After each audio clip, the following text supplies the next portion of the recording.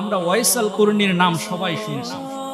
মুসলিম শরীফের একেবারে সহিহ হাদিসের ভিতরে আল্লাহ রাসূল বলেছেন 6385 নম্বর হাদিস। এই হাদিসের ভিতরে এসেছে আল্লাহ রাসূল সাহাবীদেরকে বলছেন, ইন্না খায়রাত তাবিঈনা রাজুলুন ইউকালু লাহু ওয়াইস। সাহাবীদের পরে তাবিঈদের ভিতরে উত্তম মানুষ হলো ওয়াইস আল কারনী। সুবহানাল্লাহ।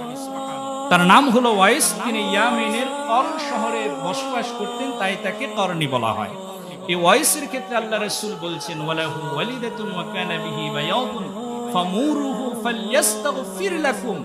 সাহাবীদেরকে আল্লাহ রাসূল হুকুম করেছেন, মুসলিমের হাদিস, যে তোমরা যদি ওয়াইস আল কারনীকে পাও তাহলে তোমাদের নিজেদের জন্য তার কাছে দোয়া চাইবে, নিজেদের জন্য ক্ষমা প্রার্থনার দোয়া চাইবে। সুবহানাল্লাহ। এই ওয়াইস আল কারনীর কাছে কেন সাহাবীদেরকে দোয়া চাইতে বললেন আল্লাহ রাসূল? এই ওয়াইস আল কারনী যখন জীবিত ছিলেন, আল্লাহ রাসূল যখন জীবিত ছিলেন, তিনি কিন্তু ইয়ামেনে বসবাস করতেন। এই ওয়াইস এর মা ছিল অন্ধ এবং দুর্বল, অসুস্থতায় ভুগতেছিলেন। তিনি নবীর কাছে চিঠি পাঠালেন, ইয়া রাসূলুল্লাহ, ইয়া হাবিবাল্লাহ, আমি আপনার সাথে একবারের জন্য সাক্ষাৎ করতে চাই, কিন্তু আমি আসতে পারতেছি না, কারণ আমার মা অসুস্থ, তিনি অন্ধ, আমাকে ছাড়া চলতে পারেন না। আল্লাহ রাসূল বললেন যে তুমি তোমার মায়ের সাথে খিদমত করো, আমার দিদার যদি তিনি না থাকেন ভবিষ্যতে হলে পাবে। পৃথিবীতে যত মানুষ আমরা আসি না কেন, যত বড় আল্লাহওয়ালা হই, সাহাবীদের সমতুল্য আমরা হতে পারবো, কিন্তু এই ওয়াইস আল কারনী যদি একবার নবীর দিদার পেতেন, তিনি সাহাবীদের মর্যাদা পেয়ে যেতেন।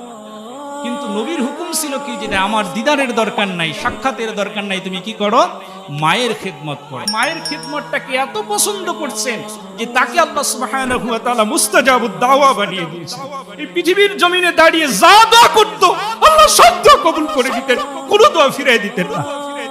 এই মর্যাদাটা শুধুমাত্র পেয়েছেন মায়ের খেদমত করার কারণে। এমন কোন দোয়া নাই যে ওয়াইস আল কারনীর দোয়া আল্লাহ ফিরাই দিয়েছেন। এই জন্য মুসলিমের হাদিসের ভিতরে এসেছে, সাহাবীদেরকে আল্লাহ বলছেন, তোমরা যদি ওয়াইসের দেখা পাও তার কাছ থেকে নিজেদের জন্য দোয়া করাবে, কারণ হচ্ছে মার খেদমত করে করে এতটাই তিনি আল্লাহর সন্তুষ্টি অর্জন করেছেন যে তিনি যা দোয়া করে পৃথিবীর জমিনে দাঁড়িয়ে কোনো দোয়া আল্লাহ ফিরাই দেয় না, সব আল্লাহ কবুল করে নেন। এটা কোনো আমলের দ্বারা তিনি পায় নাই, রাতভর তাহাজ্জুদের দ্বারা পায়নি, পাইছেন কিসের দ্বারা? মার খেদমতের দ্বারা। এজন্য আপনি যদি দুনিয়া আখিরাতে সফলতা চান, মা বাবার খেদমত লাগবেই লাগবে, তাদের সন্তুষ্টি অবশ্যই লাগবে, তাদের দোয়া অবশ্যই লাগবে।